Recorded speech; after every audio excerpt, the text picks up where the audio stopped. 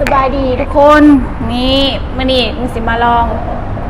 มาม่าเผ็ดที่สุดในเซเว่นบ่ฮู้ว่ามันสิเผ็ดอีหลีหรือบ่เบิ่งตามันสิมีไฟพร้อมกินเบิ่งเลยว่ามันสิเผ็ดหรือว่าบ่เผ็ด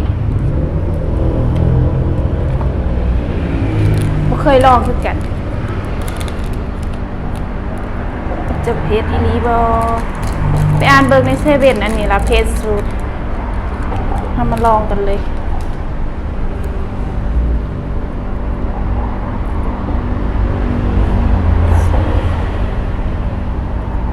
โอ้เผ็ดน้ำหูน้ำตาไหลประจักนี่พี่ซองมันก็บ่ได้มีบวงอะไรเอาบวงเอาเองบ่แม่นมาสองมาเองจะเผ็ดอีหลีบอมาเด้อใส่เลย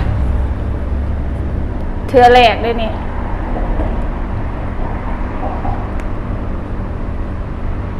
อันแบบที่กระเจ้ารีวิวกันหลายๆแบบเผ็ดสุดๆน่ะมันโมมี่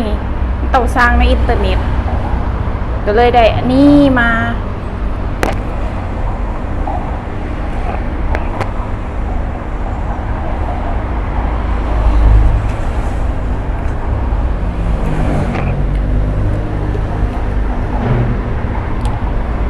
รสชาติออกจืดๆเนาะ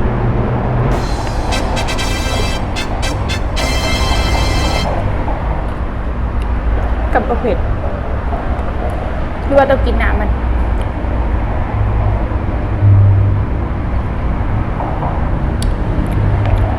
จะว่ากินไปโดนๆแล้วจังเผ็ดหรือเปล่า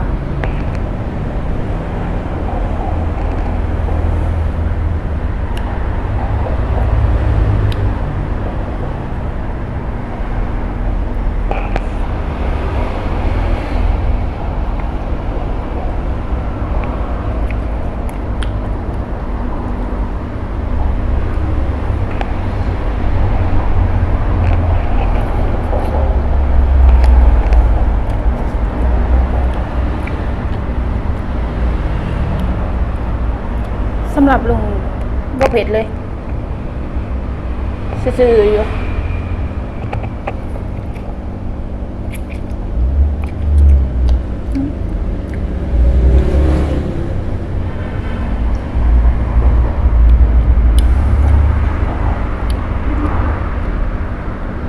แต่ว่าเส้นมันนิ่ม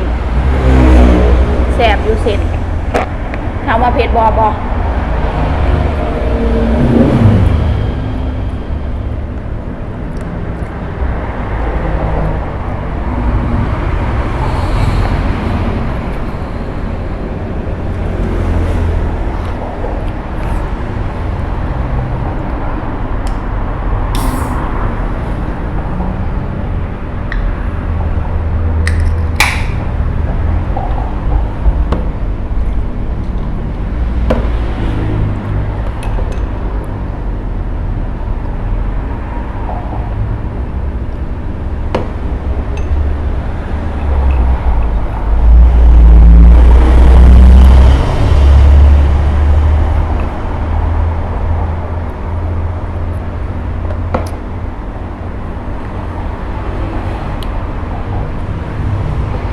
่อ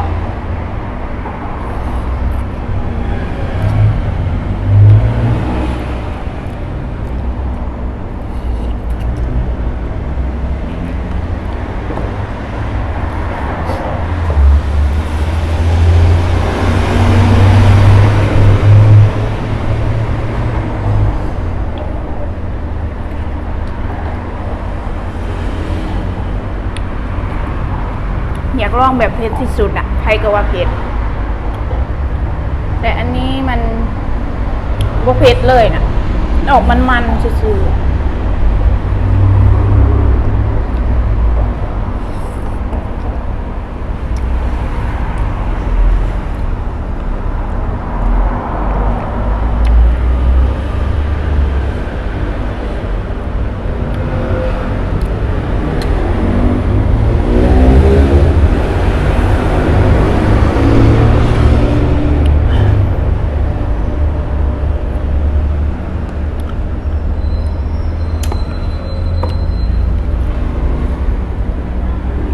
เบิดแล้วเหลือแต่น้ำรสนี้บุเพ็ดเด้อรสนี้ผู้ได้กินเผ็ดๆเอารสไหม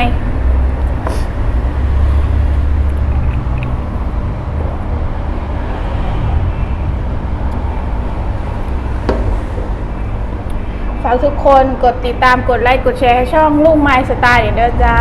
ขอบใจหลายๆขอบคุณค่ะบ๊ายบายแล้วพอกันไหมคลิปหน้า